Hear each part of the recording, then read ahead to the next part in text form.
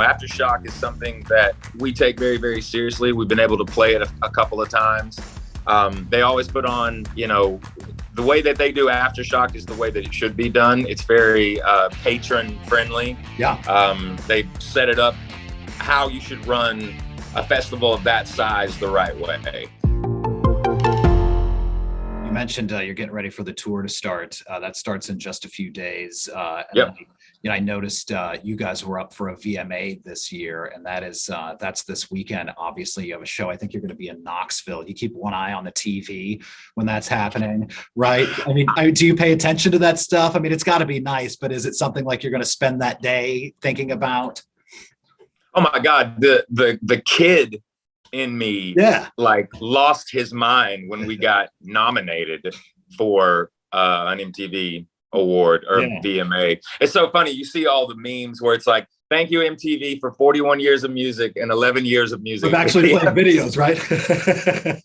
But it's still, I came up in that generation, and it's still like, it was, I was very surprised that we got nominated. I was stoked, but I was very surprised. But to be honest with you, I think they kind of let you know if you win ahead of time. Wow. So we haven't gotten an email yet to make a video accepting it from where we're at. So we'll see. But to us, man, it was awesome to be nominated. But actually that night, we're in my hometown of Knoxville, Tennessee, doing a rescheduled show because earlier in the year when we were doing the arena tour, I had to cancel the show because I was extremely sick. Of the 20 years that I've been working with Shinedown and doing what it is we do, I don't think I've ever had to cancel a performance because I just was physically not able to do it. So anyway, long and the short of it is, we'll be in Knoxville that night doing a really, really big rock show. Yeah. So, it wasn't that long ago that you guys were, a young band touring. I mean, 20 years, it probably just flew by. But I mean, those are lean times when you're a young band just starting out on tour. Maybe tell me about, living in a van and eating, lunch meat for every meal or something. It wasn't that long ago, was it?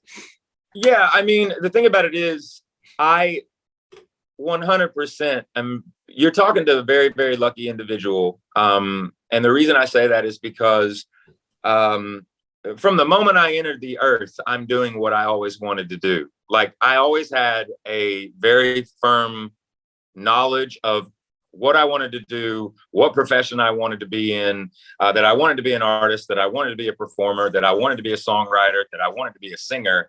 And I never, ever looked back from that. I've often told people, don't worry about having a plan B. Like, whatever your A plan is, do that. Like, it doesn't matter how long it takes either to get there. Just get there. I think that sometimes people are a bit afraid of failure, but you need that in your life. I don't think that the foundation of your legacy will be built by your failure. I think the foundation of your legacy will be built by the fact that you refuse to give up. Yeah. And that's a lot of what was touring when we were touring in the early days. And, I had a fake ID when I was 14 so that I could play clubs. Right. And like, I was playing clubs when I was 14, 15 years old. I'd have to play my set and then I'd have to, leave a lot of times. But I was sneaking out of the house to do that kind of stuff. And I just have always been very fortunate and humbled by the fact that what I do today was what I wanted to do from the moment I was born.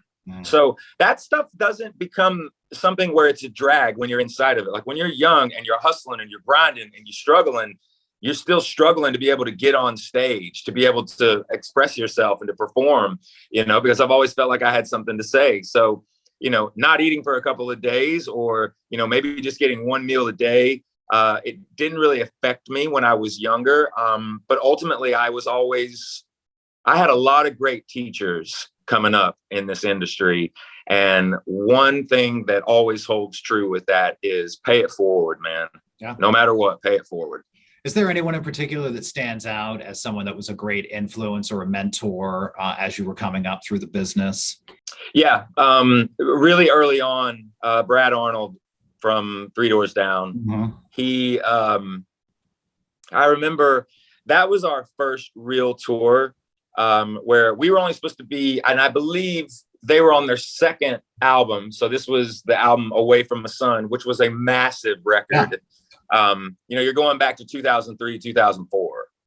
And we were only supposed to be on that tour. I remember it was us, Seether, Our Lady Peace, and Three Doors Down.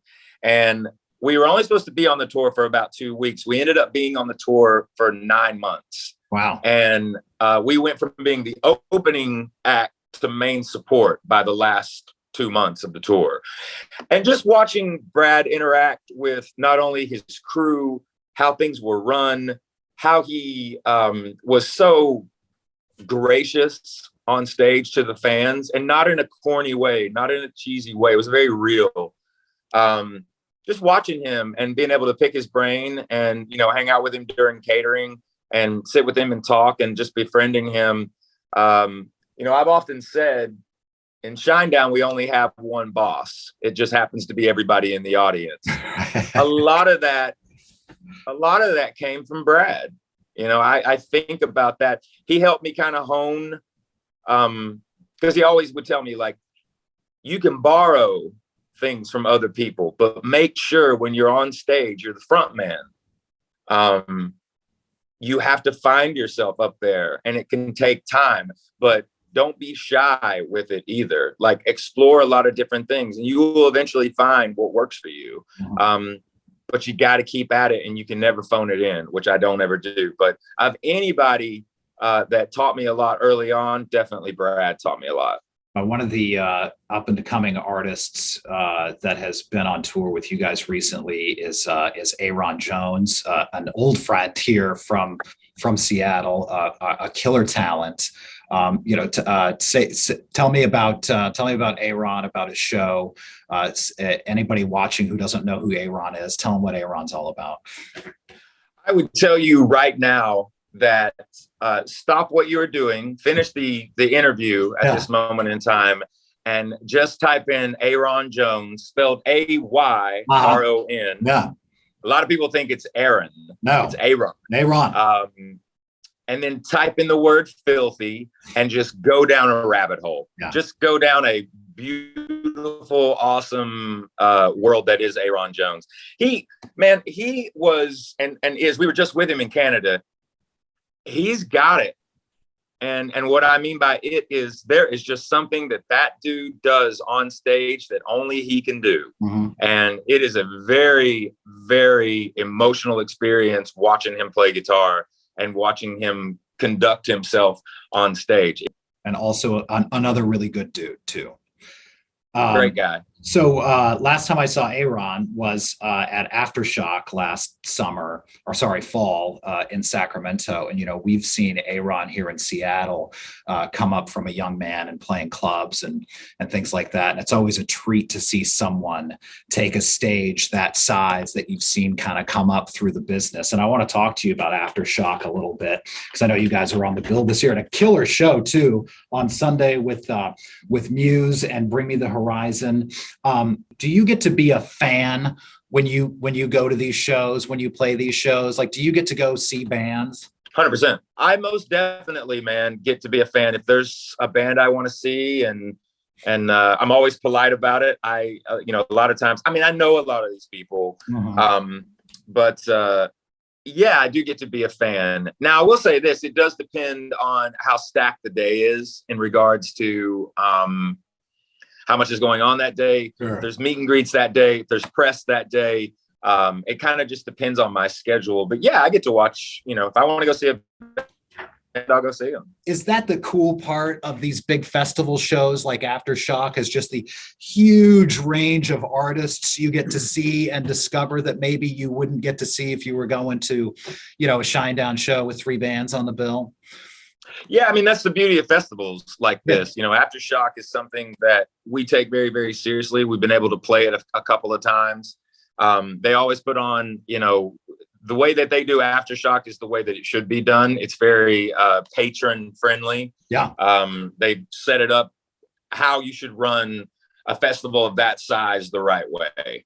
But yeah, it just kind of depends on the year. It depends on the moment. depends on the day, whether or not I get an opportunity to like go out and kind of be introduced to someone new. But the cool thing about these types of festivals, especially Aftershock in and of itself, is that there's just a lot of bands. They're not all the same. And that's the great thing about rock and roll, man. There's a lot of peaks and valleys, and it's a roller coaster ride of emotions in a lot of ways. That's the great thing about these types of festivals. There's something for everybody. Something for everybody. Yeah. I mean, and on that 3-day bill too. I mean, you've got Kiss, who you mentioned. You've got Danzig, and then you've got Muse and Shinedown. I mean, really covering kind of the spectrum of rock music in 2022. That show, by the way, for those of you watching, is October 6th through 9th in Sacramento. In fact, we have a chance for you to win a trip no matter where you are in America watching. Just head to Audacy.com, sign up. You could be at Aftershock for the entire long 3-day weekend. We'll pick up your flight, your hotel. We'll even give you VIP passes, and you can go see Shinedown and Kiss and Muse and Rob Zombie and Bring Me the Horizon. California. Yeah, and you get to go to California, unless you're watching this in Sacramento. And you get to go to California. You get to sleep in your own bed that night, which ain't bad either, right? Anytime there's an excuse to go to California, sure, you take it. Well, hey, brother, I hope to see you there. And I'll wish you a fine day, and thank you again for taking some time to talk to us. And we'll see you in a few short weeks there at Aftershock in Sacramento. Brent, thanks a lot, my man. Much love, and much love to Seattle. I appreciate you.